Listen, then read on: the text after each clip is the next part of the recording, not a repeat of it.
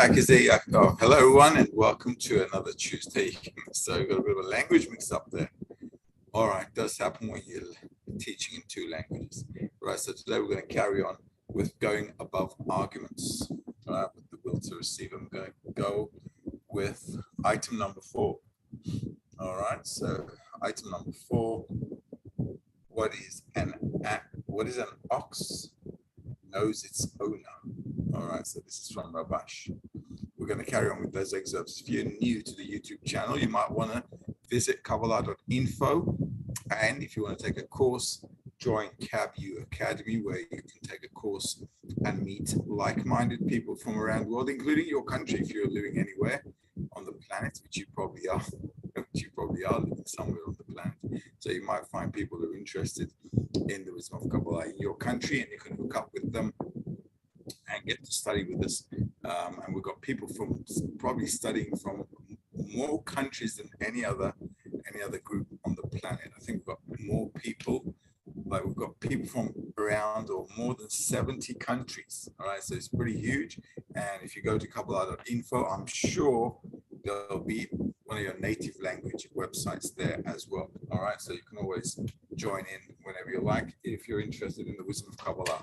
If you're new and you have no idea, you can still also watch the lessons that were on YouTube previously, semester 1, 2, 3. You can get an update as to see what the wisdom of Kabbalah is, and if you like it, you can join along. So let's carry on with Rabash number 4 on this topic. If you have any questions, as usual, drop a line and we'll discover the answers to any of your questions from the excerpts themselves.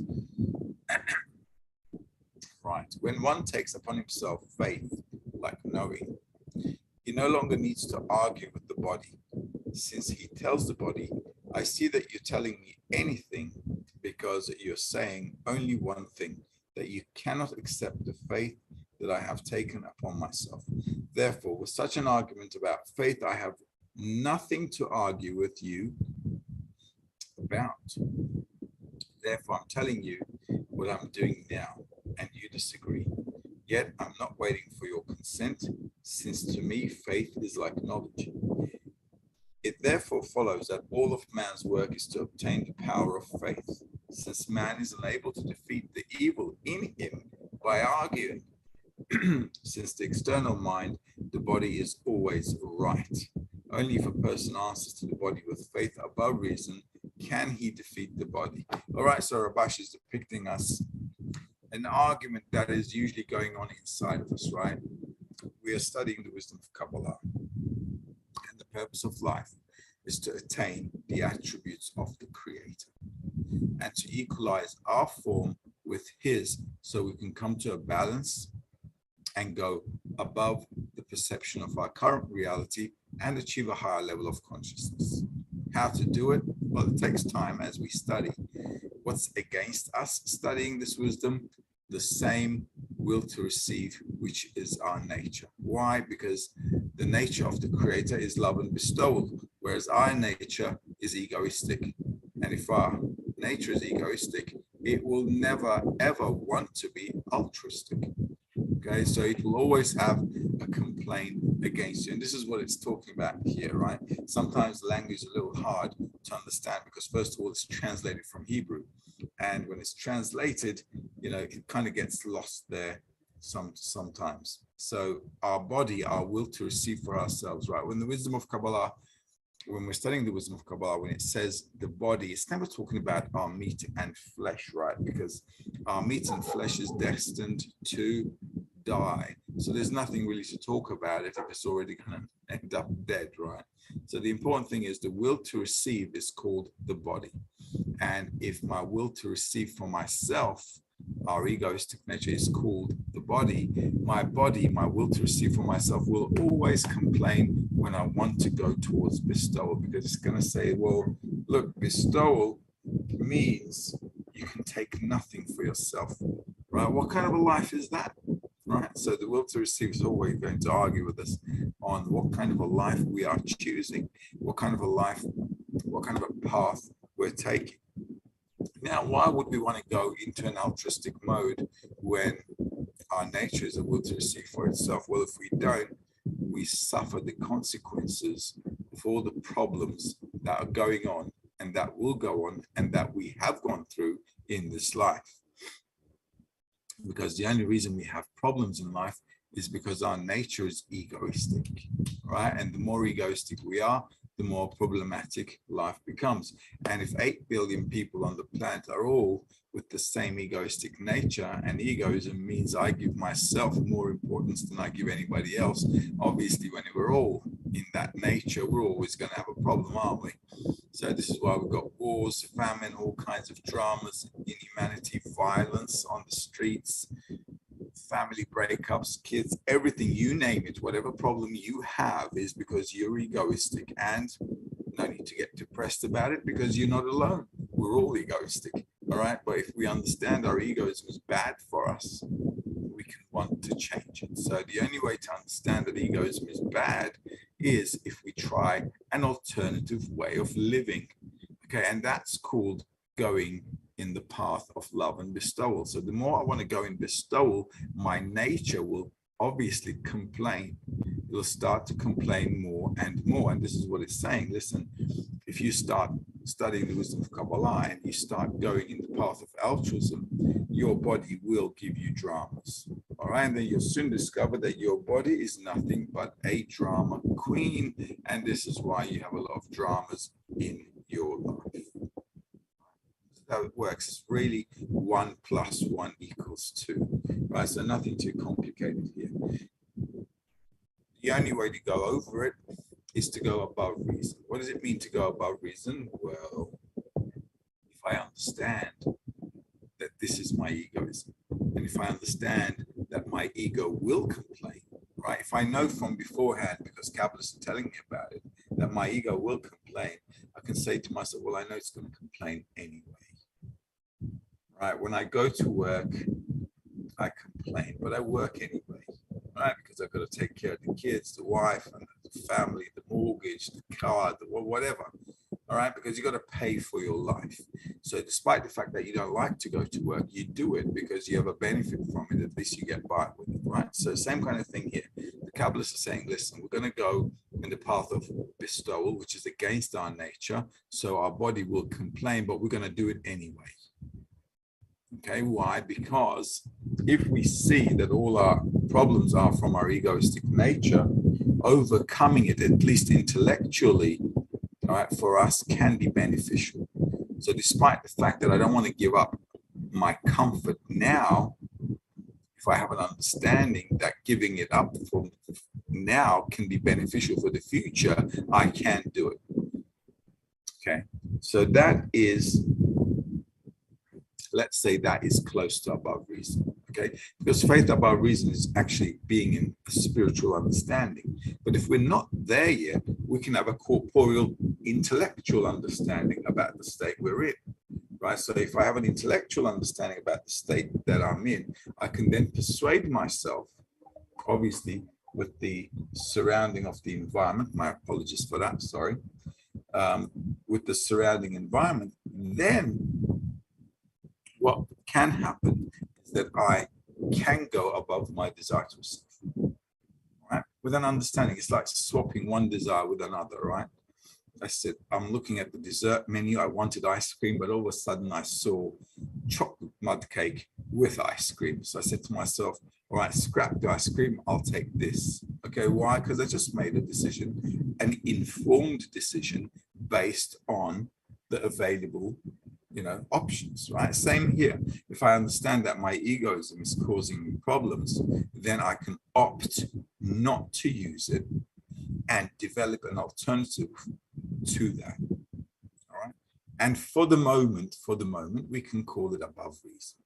Okay. Just for the sake of the argument, in order to just kind of like explain how I'm going to convince my body to go above reason. Okay. Any questions though, let me know, because this topic's a bit, it's a bit of a problem. Going above reason, faith above reason. Normally you should understand that faith above reason is bestowal. Okay, it's to be in bestowal. So I'm choosing bestowal on top of my desire to receive from myself. However, though, if I'm not in bestowal at the moment, then I have to like use all the resources that I have through the study, through the friends, the group, to convince myself that going above my desire to receive is a better option than following it. All right. Right then, let's go to number 5. Rabash, article number 292, one who restrains himself in strife. If he is rewarded, he sentences himself and the entire world to the side of merit. This is the meaning of restraining himself in strife with his evil inclination, meaning that when the fight is over, the work in the manner of not in order to bestow, at that time, he has nothing to answer. This is called hangs the earth on nothing, meaning he has no basis, which is called nothing, but only above rhyme and reason. Let's read that again. If he is rewarded, he sentences himself and the entire world to the side of merit. So if I correct a desire, which is egoistic, okay, and I turn it into an altruistic desire, the intention to bestow, it means I raise the whole world to the side of good. This is the meaning of restraining himself in strife with his evil inclination. So it means I'm going against my desire to receive by force. I have to fight it, but we're not fighting it head on, okay? Because I can't defeat my egos fighting it head on. This is why in the previous excerpt I talked about coming to an understanding, coming to seeing how my ego is causing me harm. Okay, it's like smoking, right? When I'm smoking, I'm not really feeling the harm it's doing to my body, but I'm smoking, and then I go to the doctor and they show me an x-ray of my lungs and I'm thinking, oh my God, smoking did that to my lungs, right? Because I come to an understanding. So until I come to an understanding, I'm kind of like doing stuff despite the fact that I don't want to do stuff. It's like going to work despite the fact that I don't like my job, right? It's kind of like that. The examples we have in this world as well, right? We do a lot of things we don't want to do in life, okay? So this is the same kind of thing, meaning that when the fight is over, the work in the manner of not in order to bestow, at that time he has nothing to answer. This is called hangs the earth on nothing, meaning he has no basis, which is called nothing, but only above reason. So sometimes, you know, the will to receive gives such good justifications. I'm like, I got no answer. I can't answer it. What can you do? Well, you can't do much. You can't do much. You just hammer along. Okay. The only way to go through such descents is if you've got a group, all right? If you've got a group of people who like you, who support you on the path, then obviously we can get support from the group, and that's the best way to go. This is why we're always studying in a group, because some of us will be elevated, some of us will be in decline, and then those that were in a decline or a descent, they'll be going up, and then the ones who were in an elevated state will be going down. So, you know, the group will be in this dynamic. So we're going to have to, we're going to have to play both sides, okay? And the only way to do that is through mutual support with a group of people who are studying with you. There is no other way actually to go over it. Let's do Rabash article number 38 from excerpt number 6. And do we have a question? All right, so it was you ringing. Okay, so my mobile's ringing because we've got questions. Thank you for that. Let's take a look at the questions. The dragon is asking, what happened with us that had a profound experience with the light receiving unlimited pleasure, then for some reason, because of feeling the shame, the pleasure stops? Well, it's like in this world, right? We humans are a little bit more developed than animals, okay? So, for example, if I'm doing a barbecue, let's say, and I've got nice ribs on the barbie, and I've got the dog looking at me thinking, hey, come on, throw me a bone, okay? And I do, and it loves it, right? So That's for the dog. It's normal and he's elevated. If I did the same to you, you'd probably feel really bad. Why? Because you'd feel embarrassed. Like, how are you, like, throwing me a bone? Why? Because we're a bit more developed. Why? Because we've got pride, we've got self-respect. You know, the way we look at ourselves is different. So that's all embedded in human nature. Why? Because of this shame. Because the will to receive feels like, despite the fact that the creator is doing it good, just like I'm doing the dog a good favor. Right? I'm giving it what it wants. It wants bone, ribs. You got it, baby. All right, here you go. And because the dog is not developed like a human being, it's like feeling good. It's like, oh my God, I got something really nice to eat. But we humans, because our root is the creator, and the creator is bestowal. So when we're given stuff in such a way, just like the dog being thrown a bone, we feel bad about it. Right? Just like you'd feel bad if I threw you a bone. In fact, I'm giving you a good piece of meat. Okay? You'd feel pretty bad. So this shame is there because it is against our root. Okay? It is against bestowal. It's against the creator. So when we feel that the creator is like giving us stuff, we feel like degraded, like that dog. Okay? The dog doesn't feel degraded, but if somebody was throwing a bone at us, we would. So it's that kind of a sensation. And the reason the fourth phase stops receiving from the creator is rather egoistic, actually, because it wants to stop itself from feeling bad. It feels that this kind of reception is not good. It's not good for me. For the creator, it's not a problem. For us, it's a problem. That's a sign of development. Now, in life, you can see this as well. In life, you can give people, and they won't mind. You can give things to people, and they won't mind. They'll happily receive it. Some people don't like receiving from others. That's a developed person, because inside he or she feels, what, it just makes me feel bad. I don't want to get anything from anybody. It's level of development. Okay. So that experience of receiving all the light from the creator, on the one hand, you've got pleasure. On the other hand, you feel like degraded. You feel like you're always dependent on the creator. He always has to give you stuff. You never can do anything on your own. So that's why it's a bad feeling.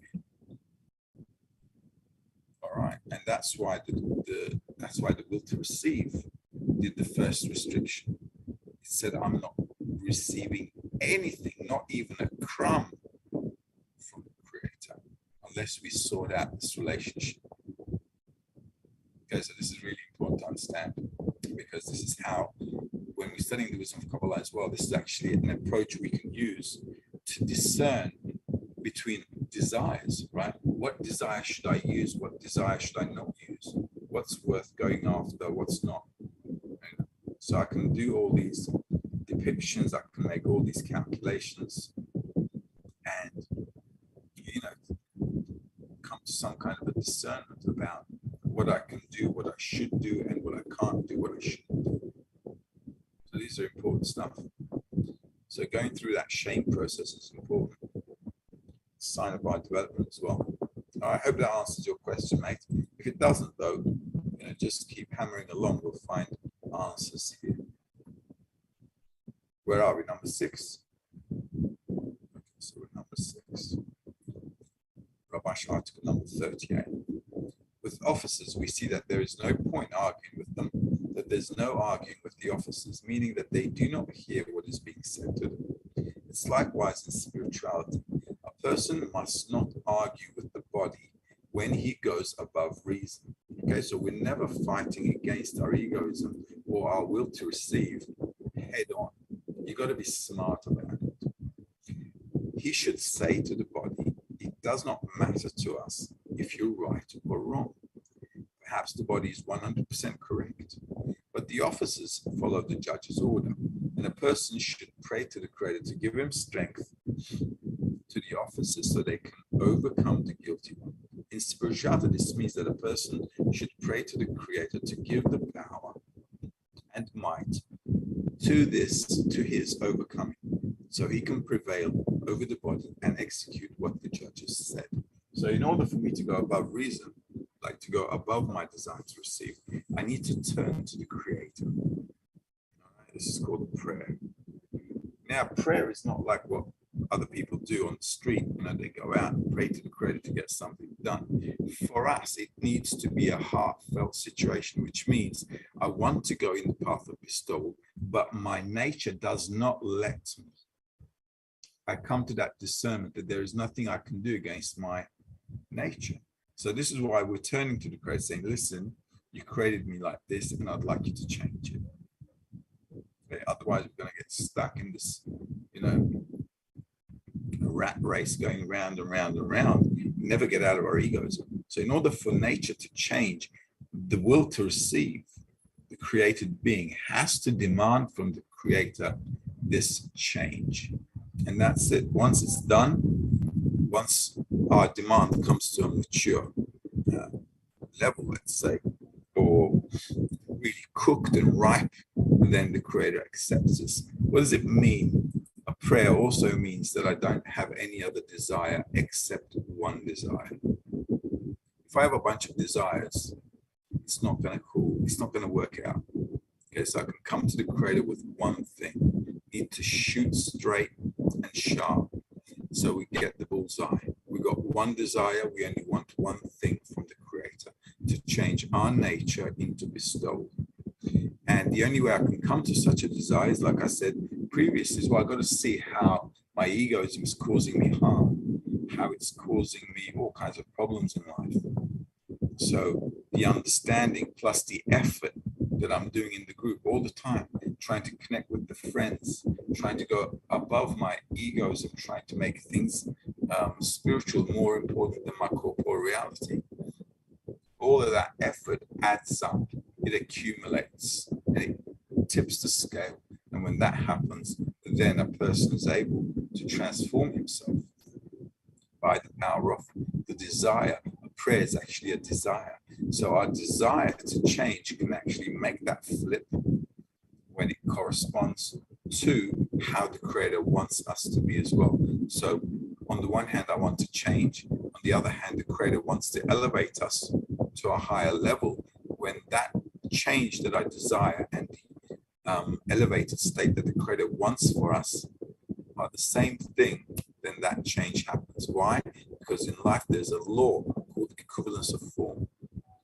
So when my desire matches the Creator's desire, it must happen. Okay, just has to. Just has to. Okay. Number 7. During the descent, one must not argue with his will to receive and plead that it is better for him if the will to receive left the premises and made room for the desire to bestow. And he wants to make it understand, so it will surrender before him. One should know that the body will never agree to this. It's a waste of words. Instead, he should ask the Creator, for only he has the strength to annul it, and none other. In other words, the body will never agree to this. Hence, it is pointless to argue with the body. But when he wishes to do something for the sake of the Creator, he should ask the Creator to give him the strength to overcome the will to receive for himself. So another reason why we cannot defeat our will to receive is, if we were able to do that, we'd never need the Creator in the first place. And that would defeat the whole purpose of creation, because the whole purpose of creation is to connect with the Creator and to actually become partners in managing the whole of reality with the Creator. So what good is it if I can do the job and, disregard the Creator altogether? So that would defeat the purpose. This is why a person cannot defeat the desire to receive for oneself. So we must first understand by our effort how strong the desire to receive is against our path, how strongly it is against love and bestowal. Then on top of that, we see how weak we are against it. But this doesn't mean we should despair because it's not our fault. We can then turn to the Creator and ask Him for help. So all of us complaining about our will to receive will not help us. And a lot of students get into this dilemma. They complain about their will to receive. There's nothing to complain about it because you didn't create it and there's nothing you can do about it. So the person to complain to is the Creator because He's the one who created it in the first place. So you got to take this gadget to the guy who made it to fix it. This is just how it is. Also, a lot of friends on the path when we're studying, they feel bad because they get all kinds of desires, right? Really bad. And they say, I get bad desires. And, I feel really bad inside. There's nothing really to feel bad about. Obviously, we sometimes get disgusted with our nature. Right? To see the things that it comes up with really seriously. However, though, we shouldn't be kind of drowning in that swamp, thinking how bad our nature is and, seeing how disgusting desires it can have and so forth. It's just pointless to stay in there. It's just not going to bring any solutions. You just get depressed and then you get deeper and deeper into that swamp. So the important thing here is to always just, when we study, we come to the recognition of something bad in us, right? And we immediately need to link it, connect it to the Creator, and then get His help to solve the situation. Okay? And the best way to do that is to keep a framework so you can keep on the path all the time. Because if you want to study the wisdom of Kabbalah, you got to go with this ongoing rhythm that you put yourself into a framework. It's like going to work every day.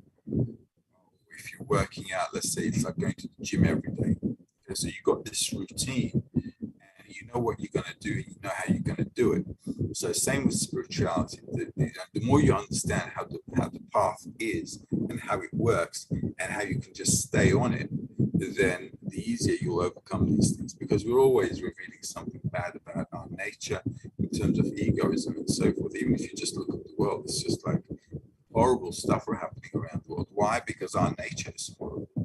Nothing in humanity would be horrible if we were not horrible. So it's just common sense, right? The world is bad because we're bad, right? So, but if we see that we're bad and we have a desire to change that, then, we can work on it. We can work in a group to do things in order to increase our desire to change. And by doing so, this desire to change actually becomes a prayer. Okay, because what is a prayer? A prayer is a desire. That's all. So, it's not really rocket science. It's quite logical. Where are we? Number 8. Okay. Now that he's in a decline, the evil inclination has the power to come to him with all their just arguments. So there are moments when we're going through descents. Okay, so when we're in a descent, we have to understand that the will to receive is going to start complaining more. Okay, because what is a descent anyway? It means that I don't want to do spirituality anymore. I want to go back to my life, live the way I want to live. Okay, it's like going back to corporeality. Is that a bad thing? Well, look, at the end of the day, in corporeality, we need to understand this life is pretty straightforward, right? We're all going to end up dead. Okay? So if you understand this logically, there are 2 ways to look at it. If you understand you're going to die, you can say to yourself, well, I've got limited number of days. I don't know when I'm going to die. Let's make the best of it and then die. Okay, that's one way of looking at it. The other way of looking at it is this, well, how to make the best of it. Maybe I can make it, maybe I can make the best of it by actually elevating myself to a higher level of consciousness beyond my corporeal existence, so I can exist in another perception. So a lot of people, the majority of humanity, will want to get the best out of their corporeal life and then die, kind of like on your dying bed, you look at yourself and say, you know what, I had a good life. Okay, and now I'm going to die. It's just like, I don't know how that helped, but that's just how it is. The second option is to attain spirituality and a higher level of existence where you are beyond your body. So no matter what happens to your body, you can exist in a higher level of perception. Is that possible? Of course it's possible. Think about it. If we are living inside this body and perception, it's only logical and possible that I could also exist in another level of perception, right? So if this is one example of how I can perceive reality, there can be another model of perceiving reality and living in another state, in another type of body, let's say, which is, well, which doesn't have a lifespan. Okay, it's only possible. And how could that happen? That can only happen if I relate to life completely the opposite of how I'm relating to it right now. That's also quite logical. If I'm relating to life in my will to receive, egoistically going in this direction all the time, then I'm going to end up my life in this perception, right? But if I switch perceptions, or if I work to switch perceptions and say to myself, well, I'm going to live life by perceiving it from the outside of my body, then it's like my body doesn't exist, because at the end of the day, I can only feel and perceive things from the perception that I'm looking at it. I don't know if it makes sense or not. Okay, so instead of looking at life from a receptive point of view, if you start looking at life from an altruistic, from a giving point of view, then you can detach from the sensation of feeling your body. Why? Because you're not working towards fulfilling your body. Quite to the opposite. You're always working towards the outside of your body. Therefore, you're kind of like nullifying your body. So then you're switching to another perception, which is towards the outside of your existence. I don't know if that makes sense or not to you guys, but I'm sure as you study more and more, it will. Just think about changing your observation point, and from that observation point, feeling life, perceiving life, and understanding life from a different angle. Okay. The advice for this is that one should say that now he cannot speak to his body and argue with it. Rather, he should say, now I'm dead and I'm waiting for the revival of the dead. So sometimes we're in such a state that the only way to get out of it is just hammer along with the framework without thinking about it too much. Okay. Sometimes we're also, if you think about your normal life, right, your corporeal life, sometimes we get, a little down, depressed, and we feel like, life is really mundane, routine. Okay. And sometimes the only way to overcome it is to get over the stuff that you have to do. Sometimes it's a mundane routine, but you understand that if you get it done, if you finish it, then you're through. You like cross the line over. So this is how we need to take a look at it as well. We just have to understand that the sense are a transitory period. It needs to be happening to a person. It needs to happen to a person. And from that state, the individual can then elevate to a higher level. Okay, because what the descent means that my desire to receive grew. So my egoism grew a little bit more. So if I work to go over it, to get above it, then obviously I can elevate myself to a higher level. It's like growing up as well. When we're kids, we're playing around with a bunch of toys, but as we grow up, we leave those toys and we move forward in life, okay? So descent is like a situation where you can evaluate it, analyze it, and with the study, with the group, you can use that situation to get over it. So you're not like, stuck with your toys anymore. You grow up basically. All right. So the descents are an actual, a necessary part of our path, and it's a good tool for educating a person. It makes us more mature, like the difficulties we get in life. When I have problems in life, difficulties in life, it allows me to mature up. It gives me room to grow. Okay, so we become mature, grown-ups, and also by going through these negative experiences, we become wiser as well. Okay, if we weren't going through anything negative or anything bad, if life was always good, we'd be like a little kid and never getting out of that state. So going through a lot of problems, dramas in life, especially when we're studying spirituality, all kinds of ups and downs, it allows us to actually grow up and start looking at life from a different perspective. And just like in corporeality, as we grow up, we go above our desires, don't we? So, we've used them, we've gotten over them. So same with spirituality. Then he must begin to work above reason, meaning to say to his body, everything you say is true and I have nothing rational to answer to you. However, I hope that I will begin to work anew. So every day, a person can do this actually. We can renew the study, we can renew the path, we can renew our work every day, and start new, start with a fresh page. This is also very important. Just because I'm starting with a fresh page doesn't mean everything that I've done up to now is gone to waste. Of course not. Because we're going through, just like life, we're going through an accumulative process. So everything I do, every point that I do is restart, is a new phase actually, right? Because yesterday's me is not the same as today's me. So if I open a fresh page every day, I'm actually adding to what I finished off yesterday. So the important thing here is to understand that every day we can renew ourselves and move forward. And it's really important because a lot of people get stuck in this bad mood because they feel bad in their desire to receive it. It's just no way of getting out of it unless you start from scratch. Well, not from scratch, but start fresh. Say, you know what, I'm just going to start with a clean slate. It's like arguing with someone as well. You argue with someone and you can't get out of it, then you say, you know what, let's put it behind us and start with a new page.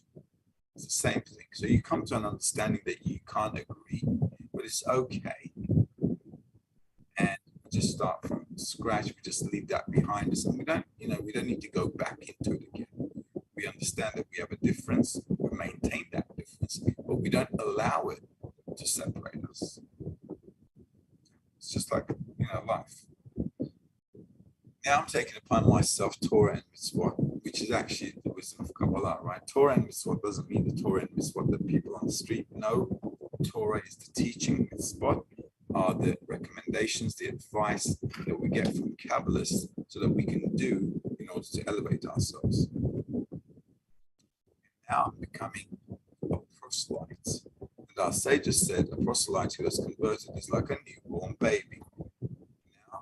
I await the salvation of the Creator. He will certainly help me, and I will come once more into the path of holiness.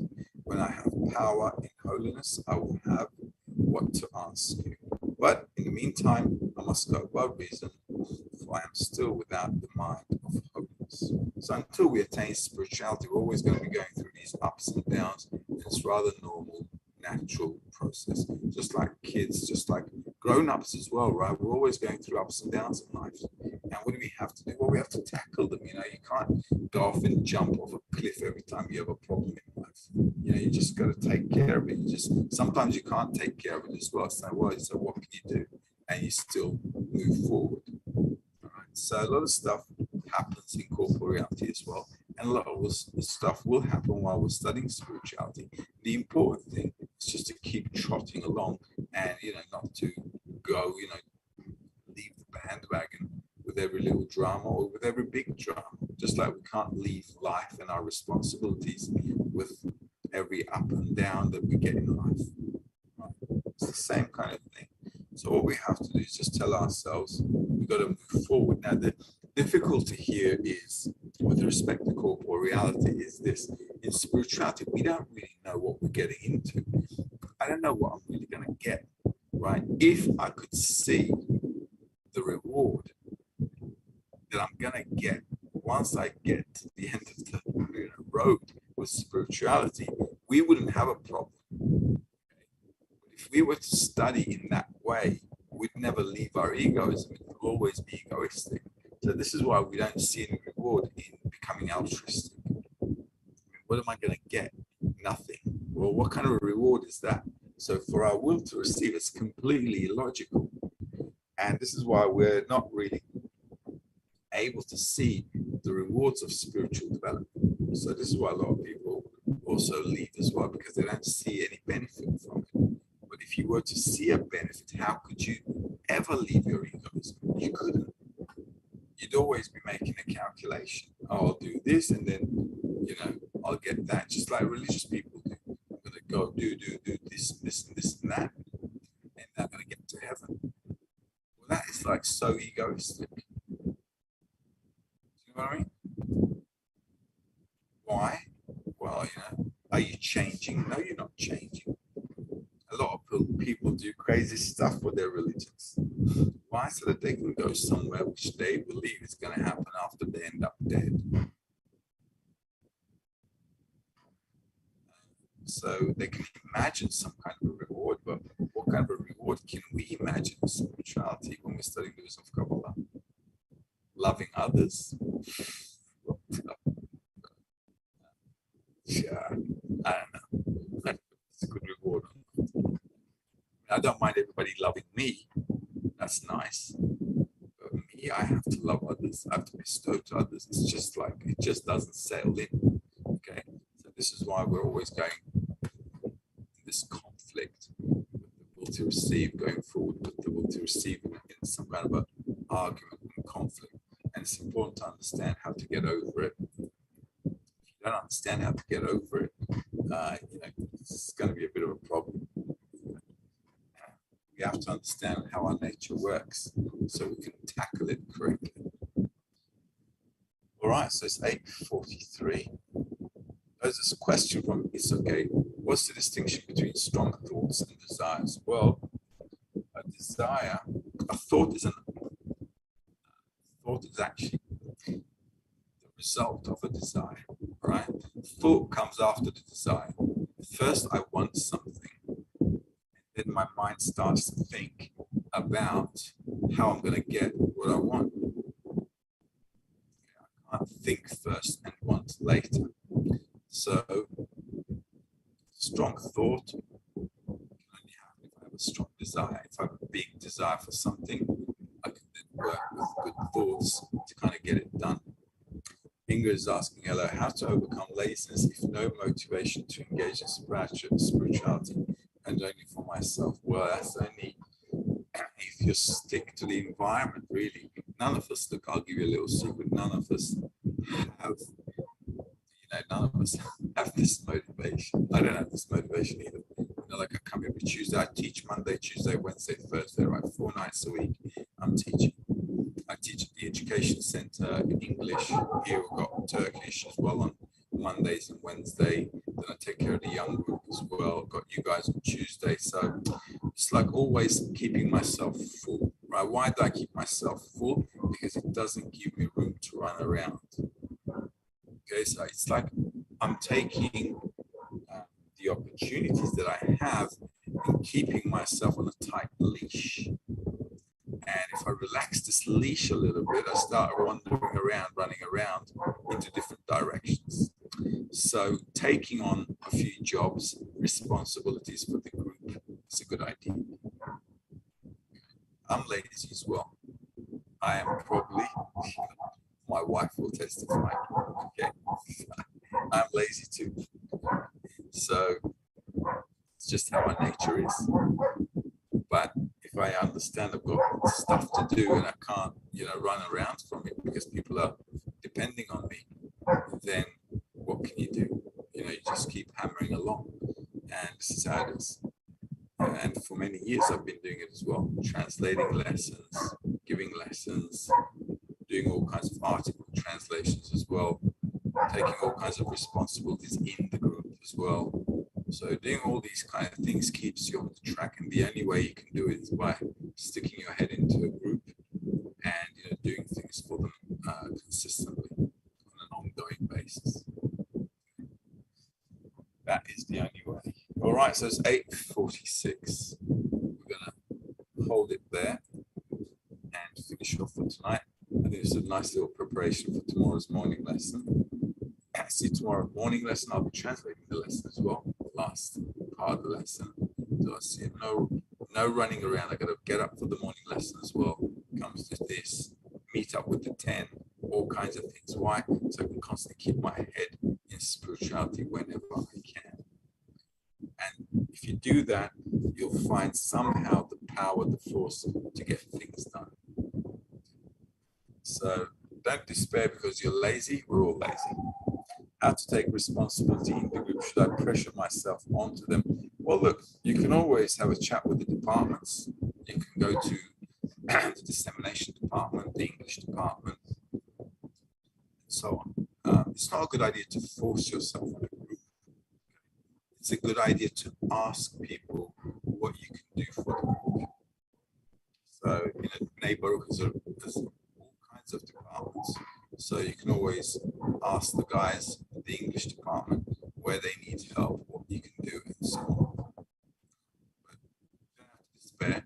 Rather than imposing yourself, always better to ask the friends what they need. And the best people to get in touch for that is neighborhood, where they got departments, so they can kind of like direct you in the right way. So you don't go around on your own thinking, oh, what should I do, and so on. So ask neighborhood. They'll definitely give you a hand and give you some kind of guidance. In the interim, that's about it, right? Is that it? That's it. The questions as well. Okay, we're done. Thank you very much for joining us. Thank you very much for helping me as well, because you're here. You see, I've got to get myself here on Tuesday nights. Okay, yeah, it keeps me on the path. So thank you very much. Okay, I appreciate it. All the best.